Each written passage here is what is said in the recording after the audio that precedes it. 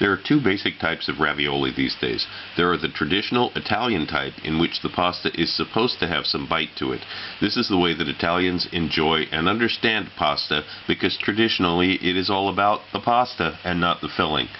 Then there's the more recent innovation of delicate, gossamer-like, ultra-thin ravioli that have much less flavor and texture and emphasize the filling much more than they do the pasta. The second type is more difficult to make. It's far more prone to tearing, but the process is identical. I'm giving you professional and perfected recipes for both types here. So I've got 2 whole eggs, and I'm adding an egg yolk to this as well, so make it just a little bit richer. And I've got a tablespoon of olive oil. And I'm going to whisk this together first before we're going to add it to the food process. Over 200 grams of flour in there, about 210 grams. Add eggs to it, and I'm going to pulse it.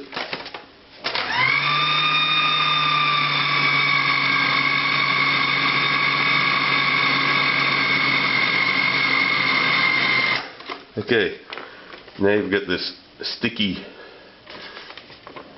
material. It's almost ready.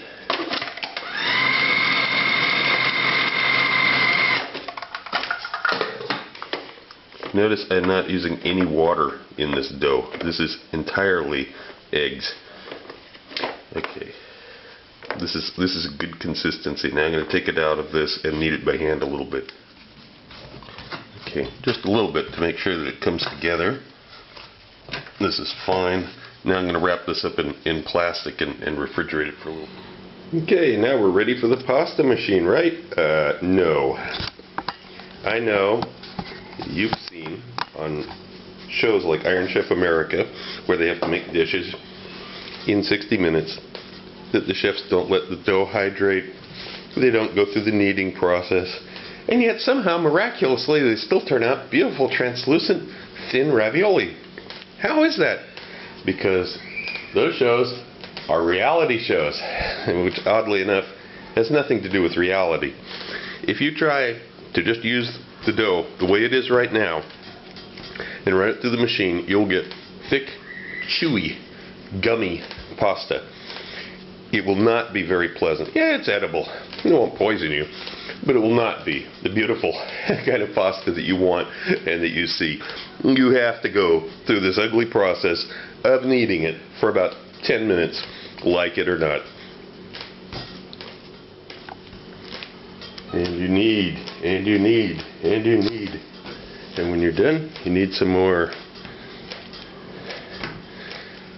And finally, after 10 minutes by the clock, we have a very elastic, homogeneous dough that we're ready to put in the machine. Except this is too much to work with at a time, so if you're a novice, I suggest cutting this dough into quarters so that you don't ruin it as you're trying to make the pasta. Now, I'm going to start running it through, as I'm sure you've seen before. I salute you, Nanas.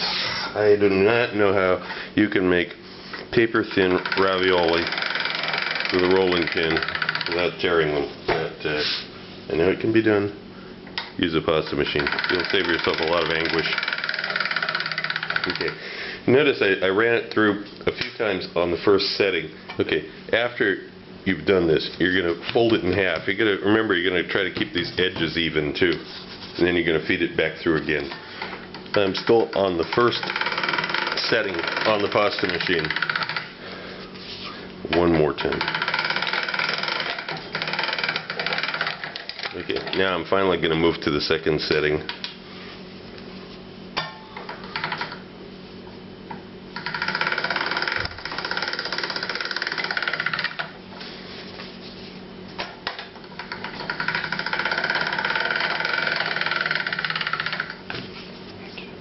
Once again, folding it in half.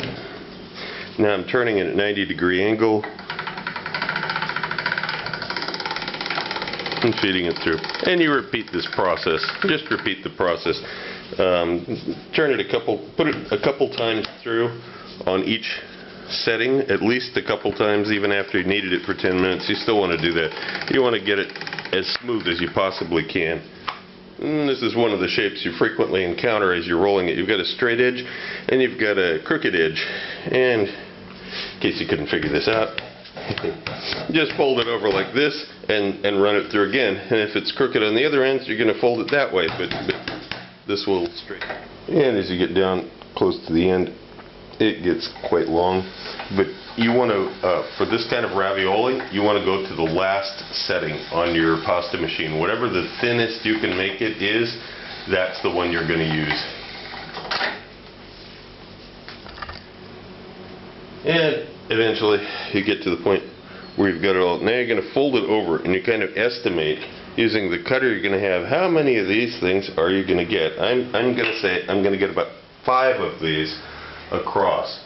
So now I'm going to take the filling and start mounding it evenly using the cutter as a spacer to see where the filling is going to. Thusly, here's where this one's going to be, there's where the next one's going to be. I'm going to put the filling right there. I'm going to space the next one, use the next filling. Also, don't use too much filling.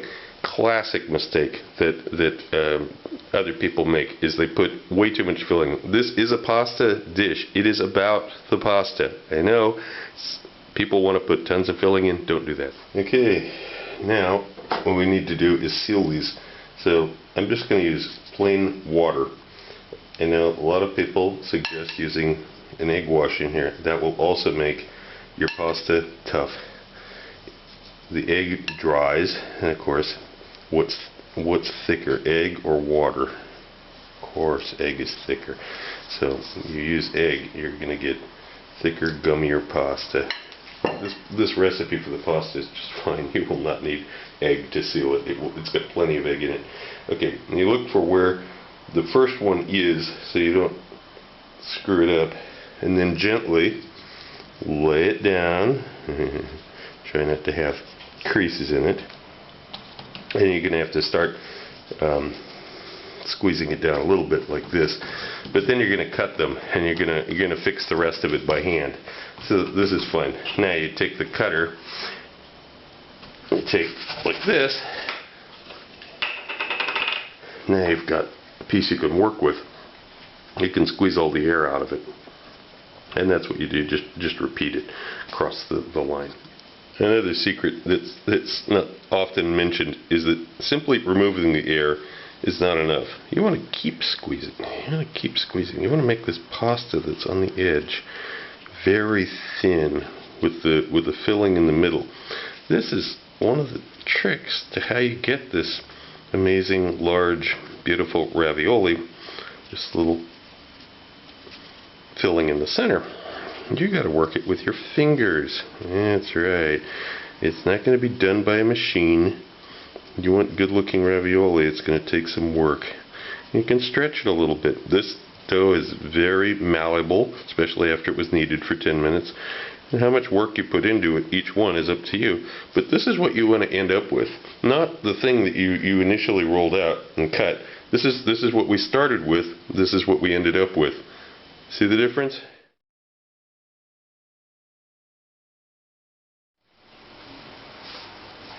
Something else to consider is that you always cook ravioli in simmering water, not rapidly boiling water like just about every stinking recipe on the web tells you to do.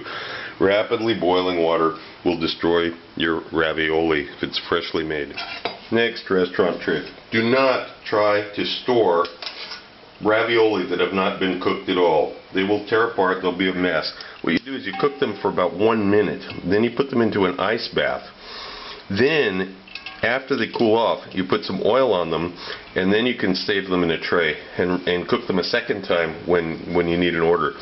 But if you try to store them while they have never been cooked, they will crack, they'll break, they'll be bleeders when you try to use them.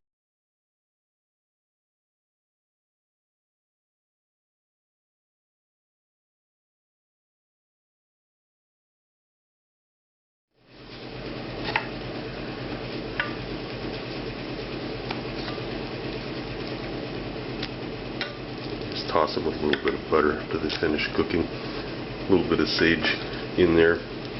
Use fresh sage if you have it. They won't break up.